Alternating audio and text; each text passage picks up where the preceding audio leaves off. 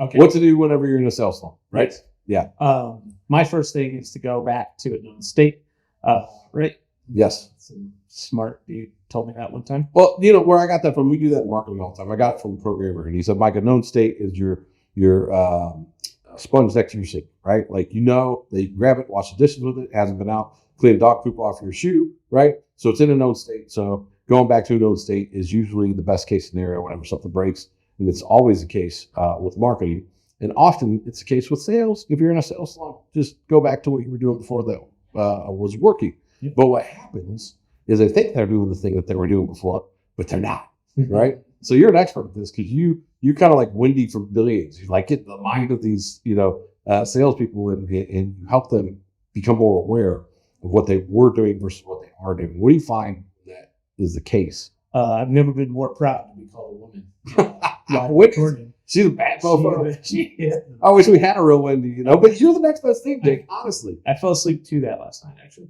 But there's two things. One, being able to go back to a known state in sales, like it only can happen if you record your calls. Yes. And then you're really protective of your environment. Mm-hmm. So there's two kind of major variables is like what you're saying and how you're saying it. And typically what you say doesn't stray too far away, right? It's just that you get into this mode. I've seen a lot lately with our team where people just get to hit play, right? Mm-hmm. You've given the same presentation X amount of times, and it's harder to get excited about it the same way you were at the very beginning. Yeah.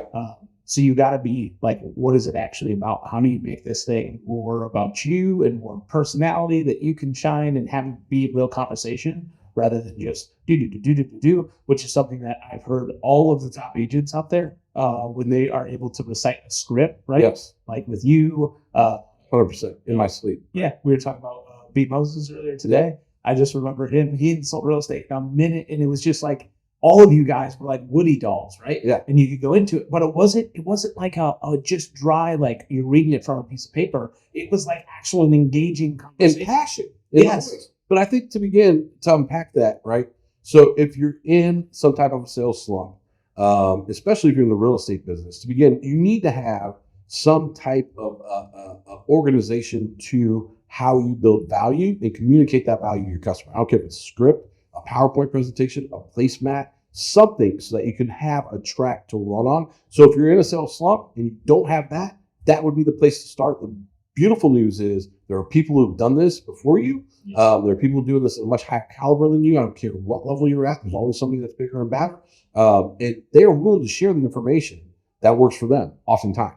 Or you can go hire a coach, or, we have resources. But if you don't have that, that's the place to start. And if you do have that, the secondary place is go back to where you were having success. Yes. The thing that I do, Jake, and this is what we unpacked, before, is in business, right? Keeping your mind right is the same as being in sales. It doesn't matter. And, when I look at some businesses, for example, developers, right?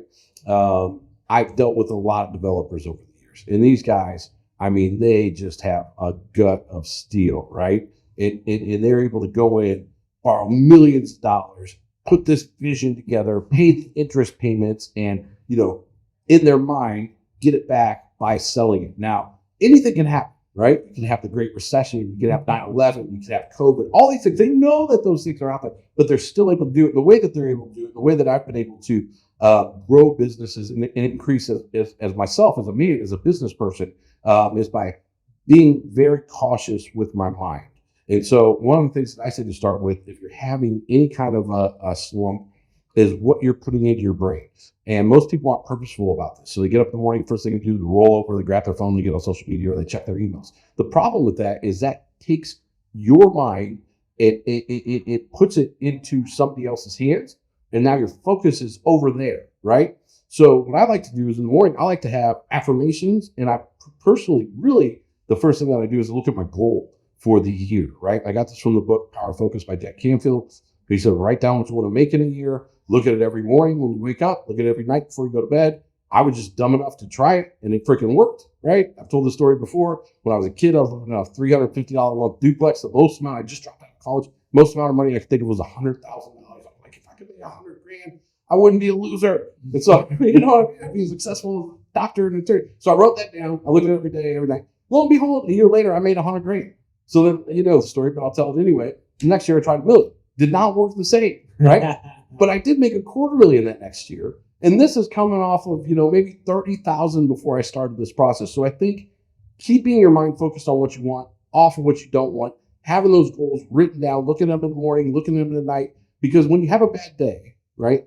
Here's what happens to me. I'll look at those goals, be like, man, I don't know how we're going to achieve that.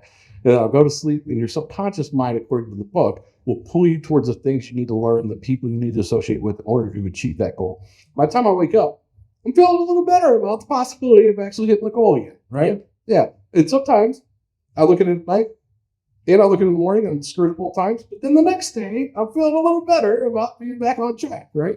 And I think that that's really powerful. The other thing that I like to do, Jake, and tell me your thoughts on this, is I like to constantly learn, right? And I got this from Brunson's right-hand man, Steve Larson. Yeah, he said, I call it learning on demand because I don't like to learn for the sake of learning. So people throw me books all the time. I'm like, gee, thanks, Eventually, when I have a problem that book solves, I'll get to reading that book. So don't take it personal. You've given me some books that I haven't read that I'm not reading now because I don't like to learn for the sake of learning, right? Mm-hmm. I like to learn for the sake of the problem that I'm trying to tackle right then.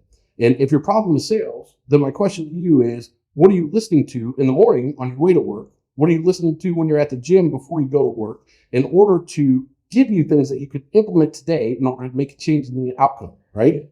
And we were just working on priority stuff. I think it's like definition of priority is taking infinite options and narrowing it down to the things that can have a big impact. Yeah.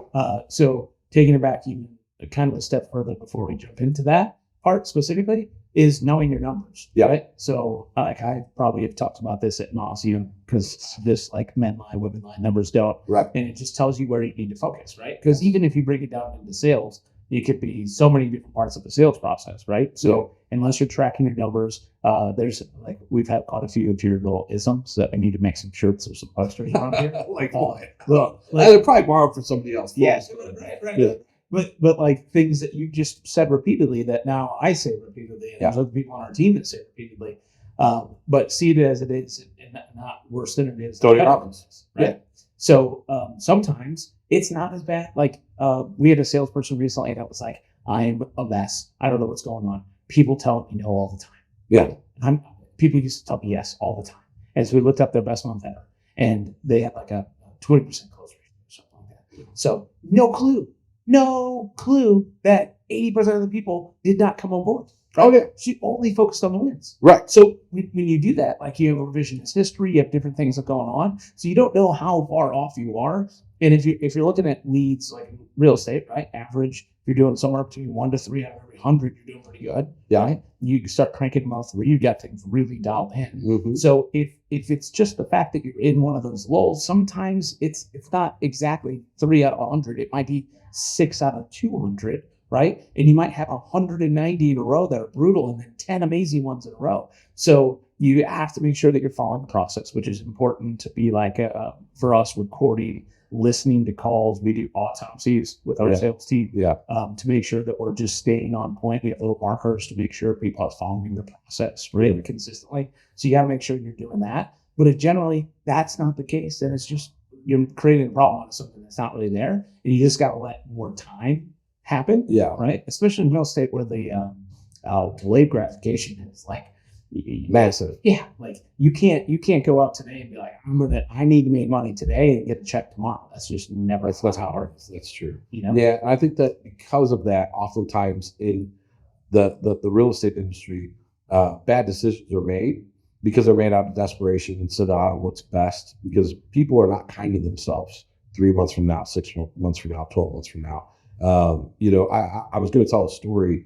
I had a huge setback. I'm not going to go into the details. You were there, and it was major. It was a major business setback, and I felt like the wind was knocked out of me. Right, and I was out of town. On top of that, I was out of town on vacation with my family, and should have been a happy time.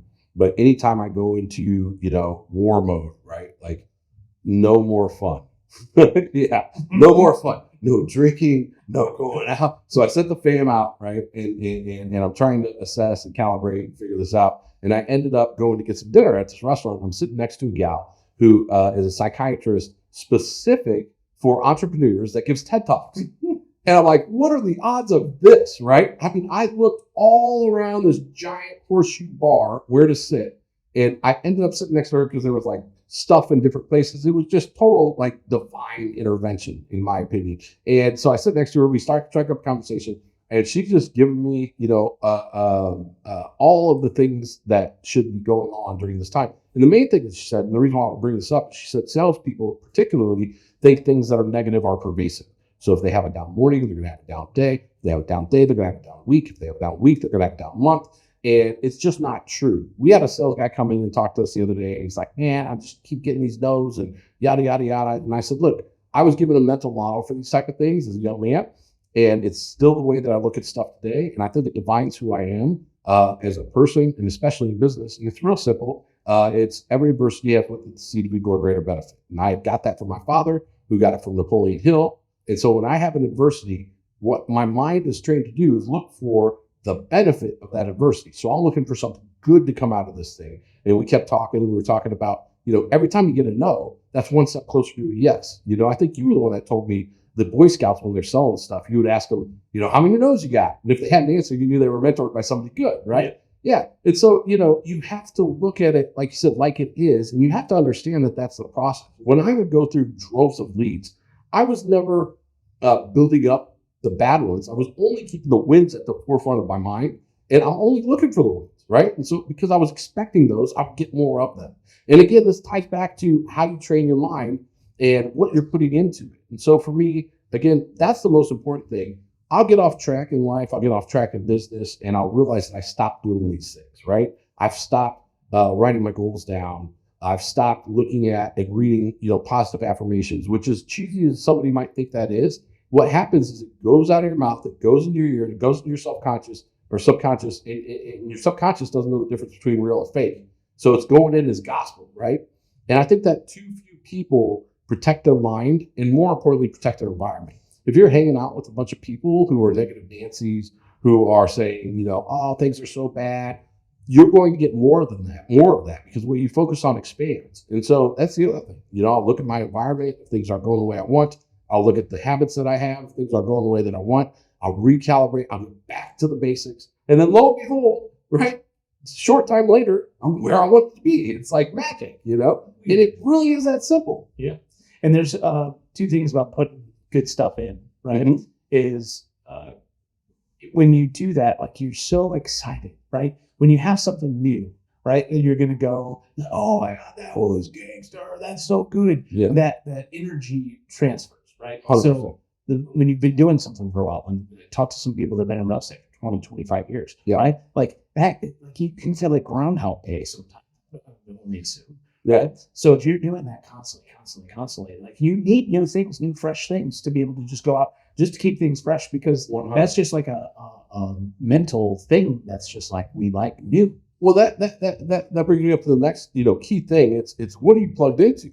I spend $30,000 to $50,000 a year on mastermind groups. I go to these mastermind groups. Oftentimes I don't go to them with a specific problem to have, but it's to get the juices flowing, right? When I'm in this creative space with all these creative people, a lot of people that are more successful than me, people who are making less successful, but not any less smart. And what they're doing is they're talking about ideas and concepts and ways that they grow their business. And I could take and borrow from one industry, borrow from something else. But when I come back, right, my mind is like exploding with ideas, And even when I'm in the room, my mind is exploding with ideas. By the time I get done with that thing, I'm mentally exhausted. You're there with me a lot of these. And it's like, how am I so tired? Because my mind's been running all day. But it's, again, keeping that at the forefront and making sure that you're keeping those things flowing so you don't get stagnant.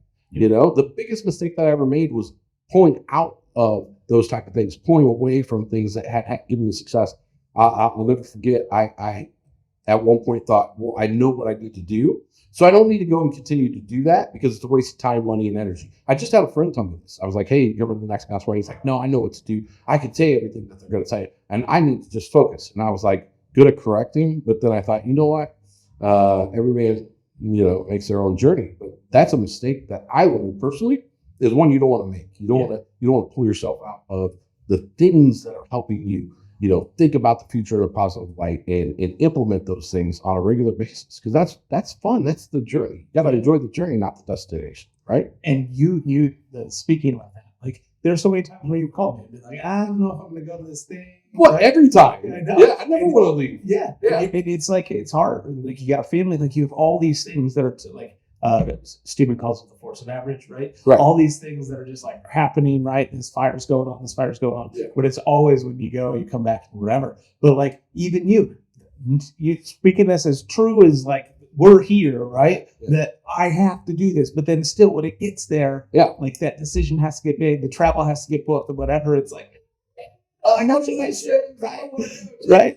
And that brings me to the next point. Having a strong peer group, Right. right, of people that you can trust that are going to guide you properly is just priceless, right? I remember back in the early days of my real estate career, I would call some of the mega agents that I met at different events, and I would run things up the flagpole to them. And I'd be like, hey, what do you think of this idea? And every time I would get on the call, I wouldn't be unprepared. I'd have a specific thing that I was trying to vet or a specific challenge, and I would have a notepad and paper, right? I can't tell you how many times I've given advice to people that have done the same thing. I can tell they have no notepad, they have no paper, and I'm just talking into the wind. And I'm like, man, they're not going to do any of this crap. And they never do. But for me, I never wasted those opportunities. And when I got a hold of somebody like that, man, I never let them go. You know what I mean? Yeah. Like some of those relationships I've had for 24 years now, right? Like just still today. If I need something, I can call them. You know what I mean? Like that's always my joke with my wife. I'm like, I'll never go broke. I got so many friends I go work for them. You know, like it's no big deal because I've invested into that. Yeah. And I think that people oftentimes put so much emphasis on what they know and less on who they know. And listen, it doesn't have to be a billionaire friend. It can be somebody that has some common sense and that has things in their life that you would like to have as well, right? And not everything's about money. Oftentimes they demonstrate behaviors or competencies in different areas that maybe you're not as sharp in. And those are the people you need to keep close. And so, you know, we got a lot of young salespeople, so I'm talking to them right now. And so, you know, listen, you youngsters, make sure you choose your friends wisely, because if they're not helping lift you up, if they're not helping you get to the goal, anybody can go to the bar and drink with you, right? The old saying, you can't be soaring with the eagles if you're out all night with the owls, right? Like it's just the truth of the matter. And so you have to make sure that you're very purposeful, because the other thing is, if you have 10 millionaire friends, you're going to be the 11th. You got 10 buff friends, you're going to be the 11th. It is just so true. And that's why I'm just very guarded with my personal life. I'm very guarded with my friendships. I'm very guarded with my peer group and the people that I keep around me. And even more so now that I have a family, right? Because of the impact on them. And so I just make sure that I have the right people around. And, you know, if it's the wrong person, I don't tell them. I just stop hanging out.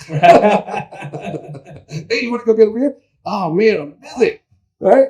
Yeah, and some of those old friends that used to be those guys, I started calling up when I first started to understand this, my after five friends, you know. We can hang out on the weekend. We can hang out after five. Yeah, but then pretty soon, you know, even that kind of falls off. And it's not because I'm better. It's because I have higher aspirations and goals. You know, as much as I would like for them to have that too, sometimes you just got to realize, like, everybody's on their own journey. And if they ever get there, you'll be there. And if they don't, it's fine. You know, I'm still your friend. I still care about you. It's just, I'm not going to let that get in the way of what I'm trying to accomplish in life. Yep. And that's that peer group, that pushing. A lot of times when you have the same problems, like it's easier because all these people are like, oh, did you see this podcast, or you listen to the broadcast, you watch this video, you're sharing it, like, and that is so contagious. You know, before I started whatever company years ago into real estate, like I thought that I was a learner, right? Yeah. And then I got in with some crazy ass learners that were investing so much money, going to all these masterminds. You know, like I was like awoken, right? To like reading a few books a year. I feel like I'm staying on top of it. Like this leadership book that I brought to the table, and they're like, "Oh yeah, we used that last year." For the whole team, right? And I'm like, "Oh, there's no original ideas that I can bring to the table here. I'm just going to absorb, right?" And so that part of it. But when you know, you're going back to the numbers. When you know your numbers, you can attack and you can learn on demand for the things that you would have the biggest problem with. So specifically in real estate, right? You have leads come in, right? You have how many of those turn into a conversation? Yep. You know, how many of those become an appointment or a presentation or whatever you want to call it? And then how many of those become your client? Yep. And then of those, how many close? Right? And if you just keep it that simple, and you have track of all those numbers, you know where the biggest problem is, and you can go solve that biggest problem. 100%. One of the problems, like here, our sales team is really spoiled because they don't have to worry about the marketing stuff and it's whatever else. They just get to show up. for most real estate agents, you're coming in, you're the marketing, you're the sales, you're the customer service, right? Yeah. You're the finance. You're doing all of the things, wearing all the hats. So you got to make sure these things are in place so you can follow through and see, okay, what's the biggest challenge? Because the book, The Goal, which is one of the best business books I've ever read, a really, really long book. I'll save you some time. But ultimately, there's always, to get more throughput, there's always one biggest bottleneck. You have a lot of bottlenecks in the process. There's only one biggest bottleneck. Yes. And you have to attack that one first, get it fixed, triage, surgery, whatever it may be, get it fixed, and then move on to the next one because now you have a new biggest one. Yeah, the one thing from Gary Keller, so I think, what's the one thing that I can do that makes everything else easier or unnecessary? Yep. And oftentimes for agents, it's generally the beginning of the process, which is more leads, right? If you don't have more leads, you're bottleneck there. Sometimes it's not the problem; it's a quality problem to have. It's like having a wallet that's too small for your cash. You know what I mean? Like, you fix the rest easier. That's the hard part. That was a joke I made to one of our salespeople. What's the number one thing you need to be successful with the hot dog stand? I told you the first time somebody said that to me, I was like, "Oh, hungry audience." Nope, gotta have hot dogs, right? so if you don't have hot dogs, no matter the bun, it don't matter the mustard, don't matter the location, no matter how many people want them, you just don't have the product. And in real estate, it's the same thing, right? What's the number one thing you need to be successful? Customers. If you don't have customers, you're just not going to be successful. You can screw up everything else. If you've got more customers coming, you'll figure that out as you go. If you don't have that part, it's going to be a bad spot for you.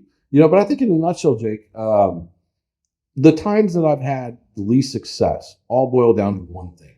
And that's when I stopped learning. I was thinking about Charlie Munger. He gave that speech to the graduating college class, and he was like, "Look, there's some of you," which for those of you who don't know who he is, he was Warren Buffett's right. He recently passed away, billionaire, smart dude. He said, "There's some of you that are going to stop learning because you graduated college and you think it's over. You're going to be in the shallow. There's some of you who are going to still learn a little bit. You're going to be in the middle of the life. But there's some of you who are listening right now, and you're going to make a lifetime of learning, and you are going to be at the very top of life." And I thought, man, that's just profound because it's so true. Every time I stop learning, everything stagnates. But I think a lot of it is a mind game too. And so for me, that mind game, like I was saying, the higher up you go, the more the expenses are. The higher up you go, the more the overhead. The higher up you go, the less people you go borrow money from, right? Mm-hmm. If you screw up, I remember the first time my expenses got to like 20 grand in my real estate business a month. I was like, oh my God, like, what am I going to do? This is obscene, right? And, so I think a lot of it is just kind of like lifting a weight, right? You start out with 5 pounds. You don't start out with 50, and you work your way up to that thing. And so, in that process, in order to keep on track and continue to grow, you have to guard your mind and you have to put those positives in. Otherwise, you're not going to grow. Otherwise, you're going to look and be like, I got 20 grand in overhead, which is, a popcorn fart to most businesses that are big, right? Like that's an office supply budget, you know what I mean? But it feels bigger than it is, and you're not going to be able to get through it if you're not constantly, putting those positives in on a regular basis. And so that's for me the way that I've been able to grow my gut in order to be able to grow business in general. What's fascinating is when you said that, I don't think I've ever heard that Charlie Munger quote, and you said that. It's something. And I only watched it once because it resonated with me that much. Yeah. I didn't even know who Charlie Munger was at the time. Really? Yeah. I was like, who's this guy? I had to Google him, Yeah. I got a picture with me and Buffett in my office. I don't know who Charlie Munger is. That's your Omaha boy. Yeah, right? 100%. But it's funny because I almost started learning after I went to college. Yeah. Because I just went to college because, sorry, I'm dead. But I think it's fun. Right? You get a piece of paper and then someone tells you you're smart and you get jobs. Right. But I wasn't trying to learn. It wasn't until afterwards that I was bumping up against real problems that were making me money that I was like, oh, I have to solve problems. Right. That like some people, it's never made sense. It's like, oh, I just accept my fate for this being hard and I become the victim. Right? 100%. And it's just like how we used to have this thing. Victim glasses, accountability glasses. That we used to do in the office sometimes. Be like, right. We're going to start doing that. Turn those victim glasses upside down. 100%. But it's so, again, like having something like that in an office, right? Where you just like, oh yeah, snap out. Yeah. Right. So you get peers. The environment is so protective of it. What I'm most excited about is our video guy Cameron taking your popcorn art thing and putting a graphic in noise We got 2 minutes, and that's what we did. Oh snap! I had one more thing I was going to add. Now I can't remember what it was. Shit. For me, I was not a good student, right, in school. That's the reason why I dropped out of college. The moment I learned that there were people who teach me how to make money, that was the moment that my behavior shifted. Now I'm the best student on the planet, right? Like I will pay, I will fly, I will go, I will do whatever it takes. Show me how to do this, right? Yeah. You had a picture in there where you see back up videos and stuff, and like just smile like this guy, right? There's a picture of you from antique sale or Right. dumpster. Yeah. And you were like, the guy told me to smile for dollars. That's right. I can smile for money. Let's go. I can learn for money too. So, hopefully if you take anything away from this, it's learn your way out of the slump and go back to your own state and make sure that you got a pretty good provider right.